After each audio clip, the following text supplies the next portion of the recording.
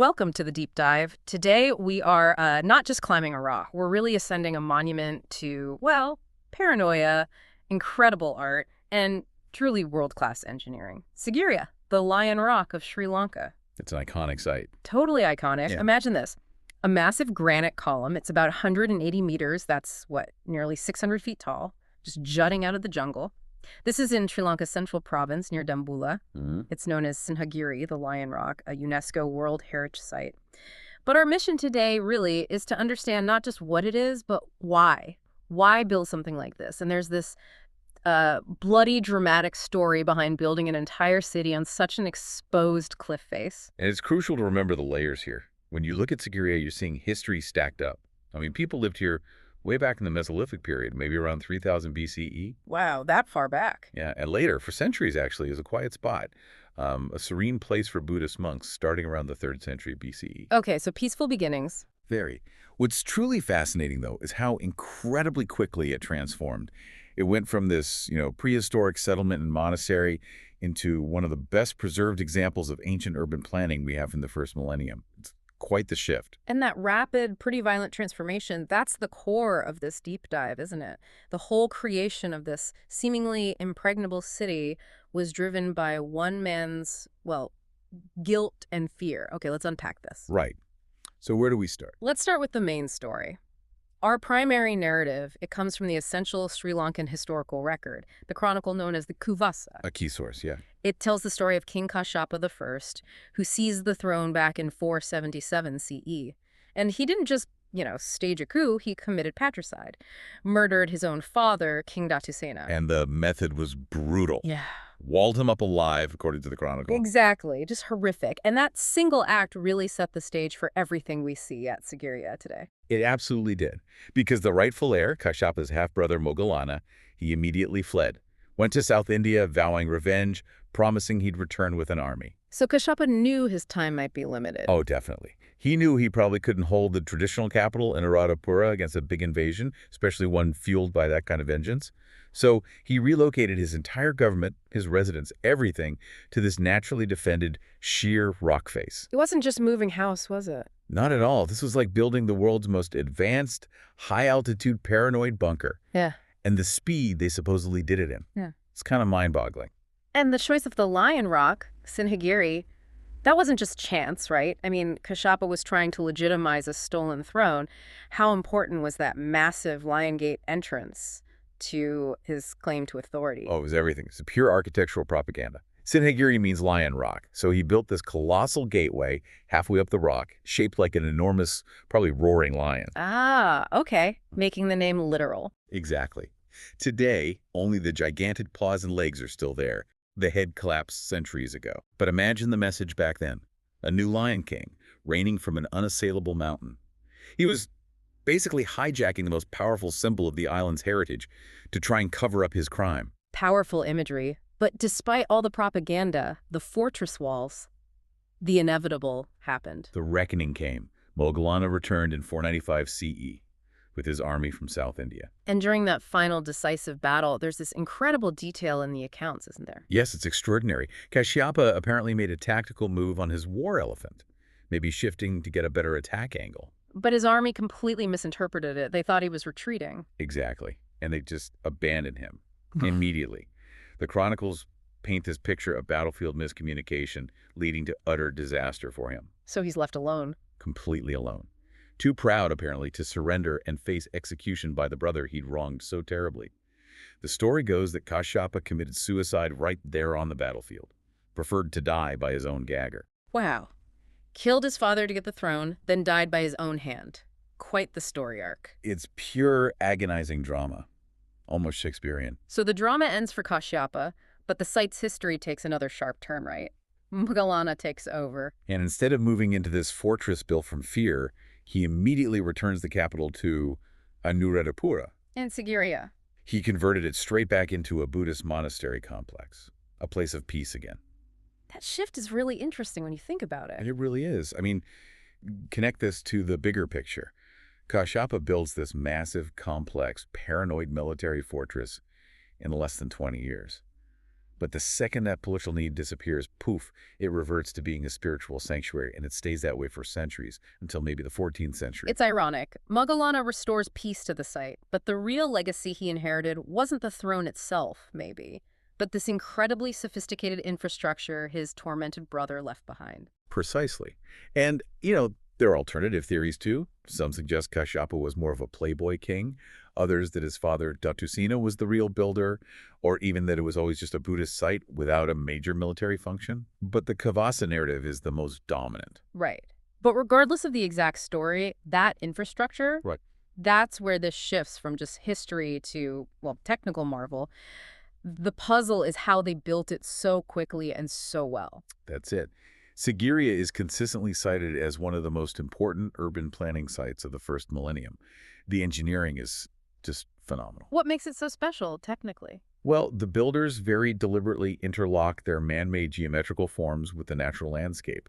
The whole complex is this amazing study in balancing symmetry. You see that really clearly in the Western Park, with the asymmetry needed to incorporate those huge natural boulders. So it wasn't just about carving into the rock. No, it was integration. And the level of detail is incredible. Up on the flat summit, you've got the ruins of the Upper Palace and these massive cisterns cut directly into the rock to catch rainwater. Essential for survival up there. And down below. Down below, the city layout included moats, defensive walls, and 5 distinct gates.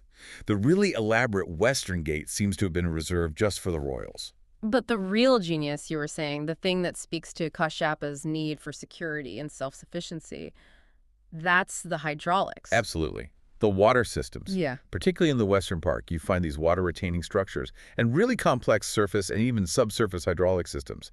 They were designed to manage water flow across the entire site. I mean, what good is a fortress if you run out of water during a siege? Makes sense. Security through water. Exactly. And here's the truly mind-bending part you mentioned earlier. Some of those systems still work. Some of those 1,500-year-old water delivery networks, the fountains, for example, are still functional today. They work perfectly well with modern rainfall. They designed systems that literally lasted a millennium and a half. It's astonishing. That same level of ambition, that engineering skill, it seems like it extended into the art found there, too. Directly. We have these 2 incredible cultural time capsules preserved at Sigiriya, the famous frescoes and the really unique mirror wall. Okay, let's talk frescoes first. I read that an early observer, John Still, back in 1907, claimed the whole western face of the rock was once like a gigantic picture gallery. That's the claim. Possibly the largest single picture in the world at the time, covering an area maybe 140 meters long and 40 meters high. Wow, are many left? Sadly, most are lost now. But interestingly, ancient graffiti found nearby refers to about 500 ladies who were originally painted there. We only have a handful remaining today, maybe about 21 figures. What's their style like? Well, they're classified as belonging to the Anuradhapura period. That's the long golden age of Sinhalese civilization. But the style at Sigiriya is distinct. The lines seem to enhance the volume, the sense of roundness, and the paint was applied in these sweeping strokes, often using deeper color tones toward the edges to create shadow. Any comparisons? Yeah, they bear a close resemblance in technique and feel to the famous paintings found in the Ajanta caves over in India.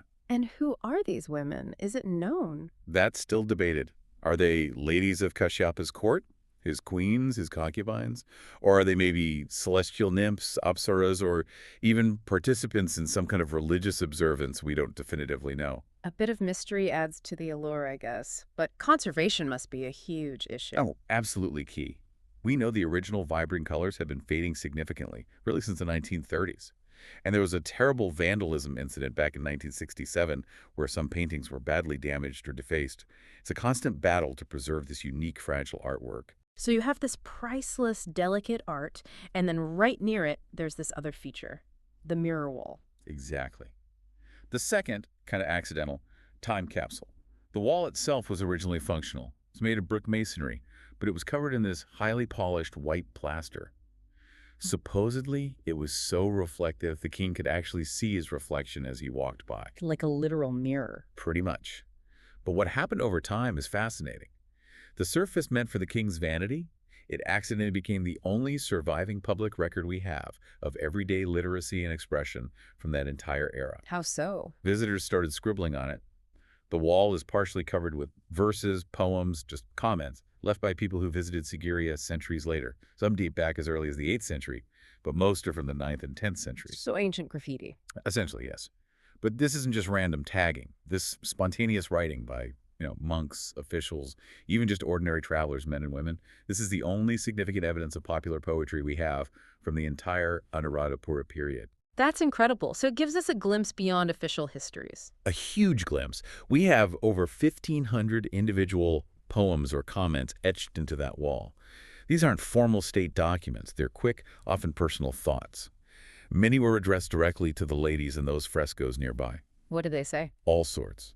Praise, adoration, sometimes envy, comments on their beauty. It reveals a society where, widespread literacy and casual artistic expression were common centuries ago, things the official chronicles would just never bother recording. Can you give an example? It's amazing you can feel the emotion across centuries. There's a translated couplet that really captures it. Like geese who have seen a lake, I listen to the message given by her. Like a bee who has seen full-blown lotuses, the bewildered heart of mine was consoled. Wow, that's beautiful. It feels so personal, so immediate. Doesn't it? And my absolute favorite anecdote, which really confirms the sort of social, almost interactive nature of the wall, is the non-poem. A non-poem. Yeah. A poet named Budal visited, and he wrote something like, I am Budal, came with hundreds of people to see Sigiriya. Since all the others wrote poems, I did not. Huh. That's brilliant. Even deciding not to write became a comment worth recording. Exactly. His act of non-participation became enshrined for all time. Of course, now, for protection, writing on the wall is strictly banned, understandably. Understandably. Okay, so we've covered the history, the engineering marvels, the art.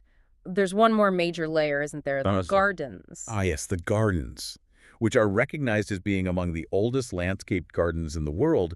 They're another key part of the whole integrated design. How are they structured? They're cleverly divided into 3 distinct but interconnected forms.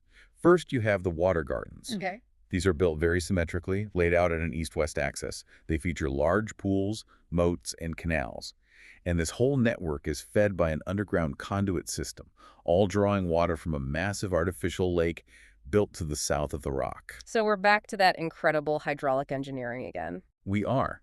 Because within those water gardens, you find those fountains made of circular limestone plates we talked about.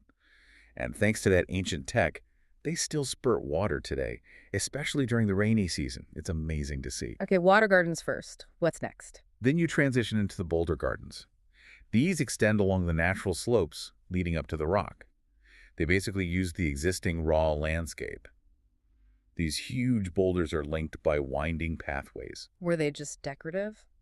Probably not entirely. They clearly had pavilions and buildings constructed on top of some of the boulders, and the source material suggests they might have had a defensive function too.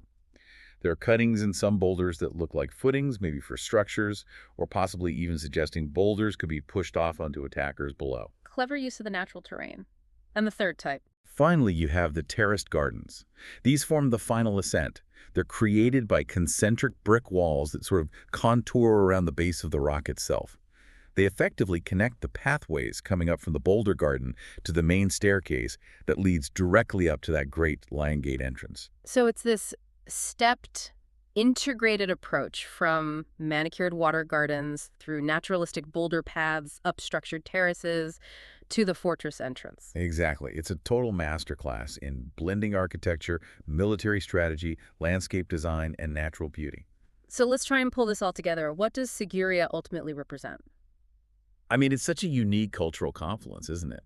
In the span of maybe just one generation, less than 20 years, it was conceived as this paranoid military fortress. Right. Born from patricide and fear. Then constructed as a lavish royal palace, a pleasure dome in the sky.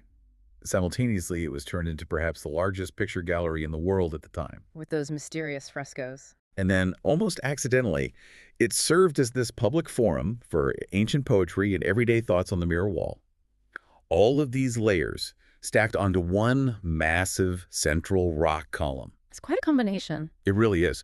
So if you've been listening, you now hopefully have a pretty complete understanding of its intense political origin story tied to King Kashyap's drama. Mm-hmm. It's truly world-class engineering, especially those still functional water systems that provided both life and luxury. Incredible. And its distinct cultural heritage, captured so vividly in both the elegant, formal art of the frescoes and the surprisingly candid, spontaneous graffiti of the mirror wall. Okay, so before we wrap up, a final thought for our listeners to chew on. Well, here's something interesting. The famous science fiction author Arthur C. Clarke, who lived in Sri Lanka for many years, he actually based the fictional location Yakagala in his novel The Fountains of Paradise, directly on Sigiriya. Oh, really? I didn't know that. Yeah.